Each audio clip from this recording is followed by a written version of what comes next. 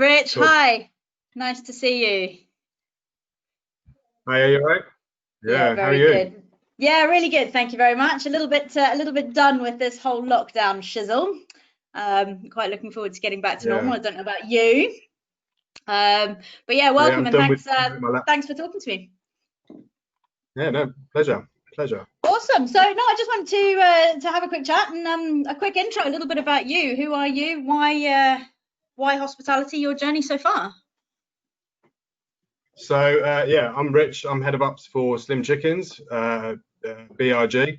Why hospitality? Well, Famous I question. just got sucked up into it, like most of us do. So I started as a pot washer at 13 in the local pub over the road, earning £5.40 a week to wash dishes on a Saturday night, and then it just kind of went from there. Really, I was lucky enough to have some great people around me through my career. So my very first manager, Jane, who was a pot washer before, she put me front of house and made me go and be a waiter when I was 15, 16, and then because they were short one night, and then just got the buzz of interacting with people, and it's always been there. My uncle had a pub from when I was young as well, so I was always in the cellar when I was 4 or 5 and tripping over the pipes and just loving the whole feel and the smell of the cellar. So it's always been there. And then worked my way through, done hotels for a little bit, and went back into pubs and worked down in Guildford at the Squirrel, where I was lucky enough to work with a great owner of the business, Nigel, and he just took me under his wing, developed me. So yeah, and then bought my own business just at the edge of recession. So I bought a pub with my parents, and but then the recession kicked in, and that was hard work. So recession was hard to get through. So then ended up working for TRG for 18 months, and then Giraffe, where I had the privilege of working with Russell, Juliet, and AJ, who again all took me under their wings and have developed. So yeah, it's been a good journey, and especially working with Russell, where it was all about the guest and great food. I kind of lived by that and bought straight into the Giraffe brand then. So yeah, and then got given the opportunity to do Slims, which is fantastic. Yeah, absolutely amazing. No, that's awesome. You talk so much about the people who've given you the chance and sort of taken you under their wing and sort of developed you to where you are. And that's so important with hospitality, and it's sort of proof that people who influence you take you so much further, being surrounded by great people. So funny old time. I can do that as well. Yeah, hopefully I can do that as well with people that work for me. A few people that have followed me around all over the place and are still loyal to me. For some reason, they still follow me around, but it's great. Not mentioning any names.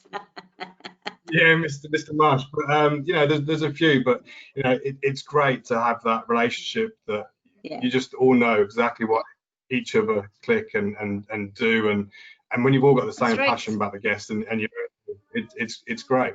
So yeah, it's good. I'm lucky. Amazing. Rich, it's been a funny old time. I think we've just finished our 12th week, I think, in lockdown. I don't know about you, I've been going a little bit stir crazy. What have you been doing to keep yourself busy? So obviously I've got two boys under 3 and one 3 and one 18 months old. So that's been a challenge, but it's been fantastic to be able to spend the last 12 weeks pretty much putting them to bed every night and being there when they wake up in the morning, which when you're in the pipeline and you're opening restaurants and building a brand, you almost forget what they look like. Yeah, exactly. So that has been amazing, and to spend that time, which we'll never get back again with the kids, is unbelievable. I've also been lucky enough to be working through this and working with a team to get BRG through it, and also I've been a glorified caretaker of going around every restaurant and cleaning out broken freezers and making sure that the sites are all year or so, I've done a lot of miles driving around, empty roads, which was nice. A little bit different now, where getting stuck in traffic coming into central London again. But yeah, I've been lucky to be able to do that, but also very lucky to spend the time with the kids and Amazing. and get special memories with that. So yeah, it's good. Yeah, no, definitely cool. And BLG, I was gonna say, what have they been up to apart from rescuing Carluccio's? Yeah, well, we've been obviously Carluccio's have come aboard, and it's a fantastic brand that has got great heritage. I've just been speaking to one of the guys from the brand who's been around for a long time, and yeah, it's a great brand. It's a well-known brand on the high street. There's big plans for it that the Carluccio's team are working on now. So yeah, it's a good welcome addition to BRG now, to work alongside with all the other brands. So, yeah, it's good. Amazing. Exciting time. Amazing. I'll resist asking too many probing questions about what's going on and what the plans are and everything, because I imagine you probably need to communicate that to the teams before the big wide world knows about it. But no, that's awesome. Rich, you've got a number of your sites open already within the Slims brand. How many have you got open, and what are the sort of continued opening plans? There's a definite change in the feel, I think, within the industry, of people kind of gearing up to get going, etc. I mean, how many have you got open, and what's the opening plan over the next couple of weeks, months, etc.? Well, we've now got 4 Slims open, so Slims works perfectly. And after watching what other great brands are doing out there, Five Guys and Pret, and we kind of watched from a distance and learned on what everyone was doing, and also with the big chains, outside of hospitality, when B&Q opened, I stood in the car park for a while and watched what they were doing, and then kind of followed the journey through a B&Q to see how big places do it. So it's been an interesting time. So we opened Brunswick and Brunswick and Bristol about 4 weeks ago. Completely different markets. Bristol, obviously, banging a shopping centre, and we knew that was going to be very heavy reliant on out of restaurants, which it is, and the team did a fantastic job there. And then Brunswick, we've obviously got the hospital at the back, and knew there was great football around there still. So yeah, so that was a great, not as much out of restaurant, but we were seeing the people. So the first bit of it all was about the safety of the team and getting the team back into play, and then the safety of the guests, making sure that we're following all the 2-meter rules, and that everyone's got PPE, and that everyone feels safe when they're coming to work as well. So we worked our open hours around, I think we kind of opened just as things were starting to open up a little bit as well. So we reduced our open hours so that the team could come in later, and then finish earlier, so they weren't traveling on the tubes at peak times. That was very important for us. And yeah, the guys have done an amazing job. So we opened Blue Water Tuesday just gone, and James Street yesterday. So we've now got 4 sites open. 2 more next week, and then Soho the week after, and then we've got King's Cross Giraffe open as well. So I've been very much involved with all the other brands as well, and getting all the other brands opened at the moment. So we're looking at opening South Bank and Victoria in a couple of weeks for takeaway. Fantastic.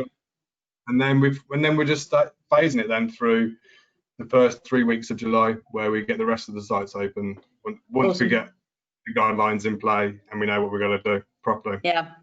I think it's a kind of baby steps at the moment, and feeling our way rather than opening en masse. And everyone, you got to learn, and that's the opening bit that I start with the team when they all come back and say, you guys have got to teach me what the best practices are. We think we've got them, but if there's anything you guys want to add, you've got to give me that input.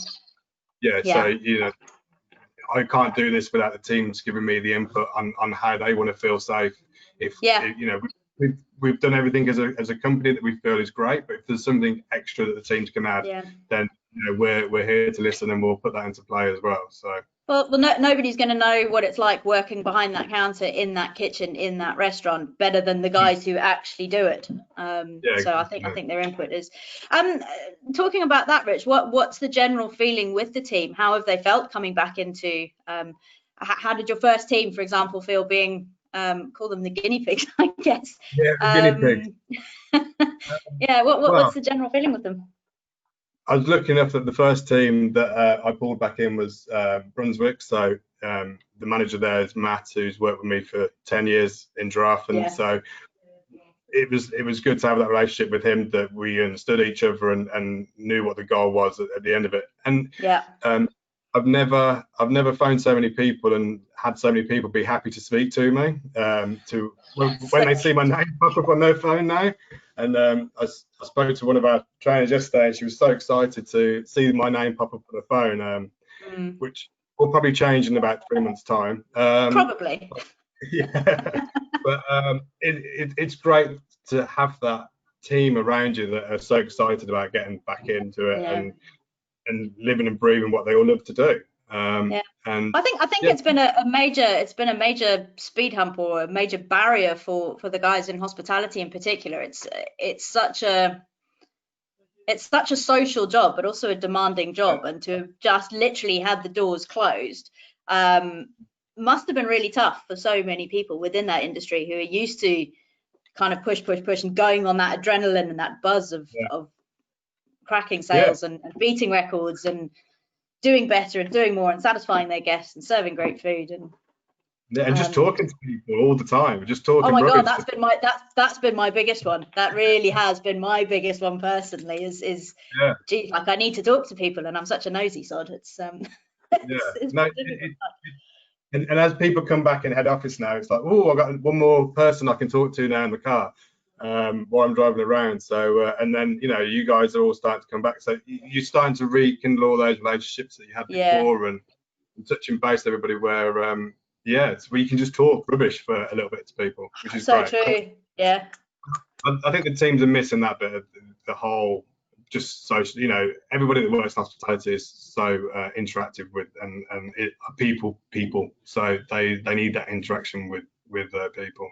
So the sooner you get back into work, the better.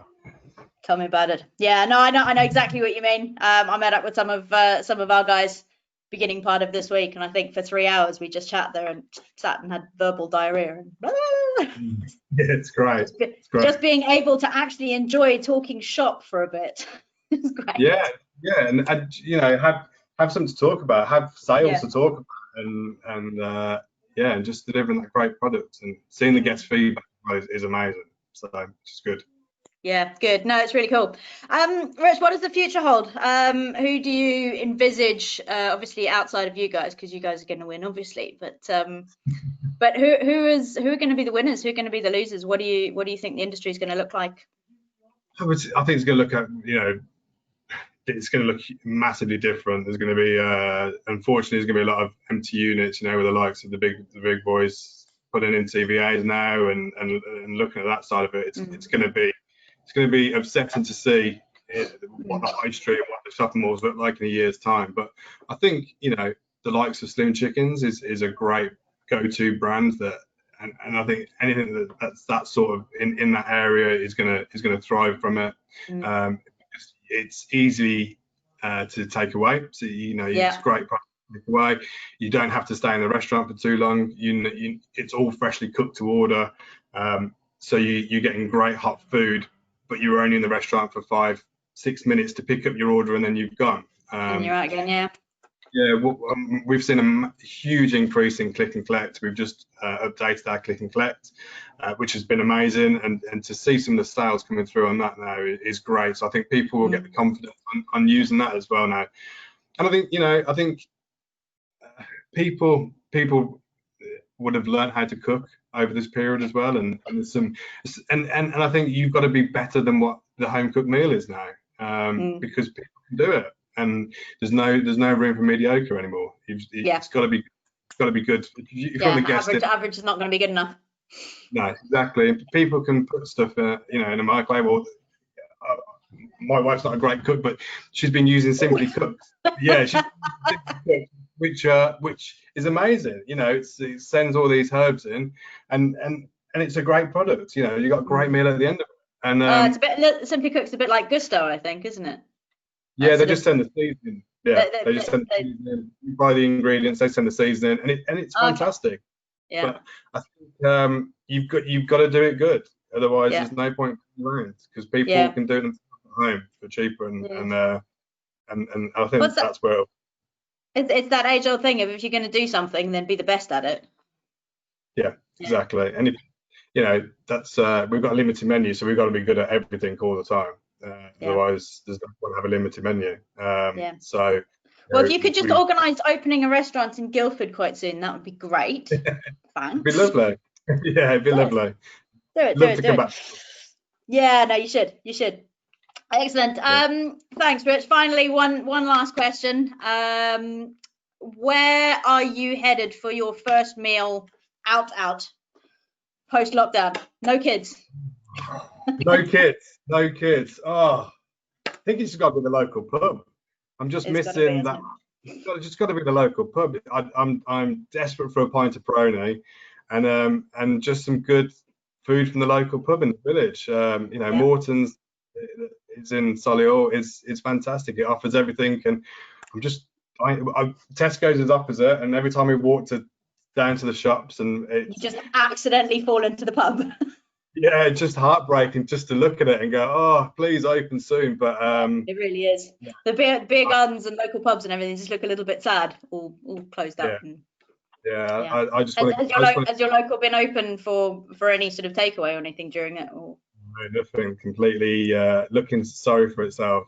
So yeah, the sooner it's open, the better, and we can just that first pint of Peroni. I can't wait. It's going to be good. It's going to be good. I'm looking forward to that first weekend of beer gardens actually being open. There's going to be, I think social media is just going to be flooded with pictures of pints and glasses of wine and gin and tonics. And stuff. It's going to be amazing. Let's just hope it doesn't rain that first weekend. Don't. Don't. It just ruin it. That would just ruin everybody. But you know what? I think the great British public spirit will be there, and people will just be there with their umbrellas. Yeah, be fine. Definitely. Anything to get a beer down is, but completely.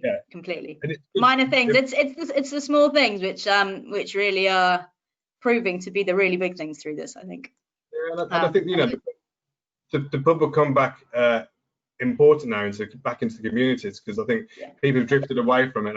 You know, I speak to more of my neighbours now than what we've ever done before, and that whole community feel will come back, and hopefully that will save the British pub as well. So you know, the communities will all come together as soon as they all open and get back into the pubs, support your local booth. Definitely amazing. Rich, thank you. Cool. Thank you very much. So very much. Best of luck with your continued openings. Yes. I'm sure they'll go really, really smoothly, and I can't. So when's Guildford opening then? Hopefully soon. One day we'll be there. One day soon. Amazing. We got Southampton, so we'll be there. We'll be there soon. But awesome. Can't wait to see you for chicken tenders. Yes, definitely. I'll be there as soon as I can put my children back where they belong in school. Yes, definitely. All right, cool. All the very best. I'll catch up with you soon. Thanks, Rich. Cool. See you later. Cheers. Bye.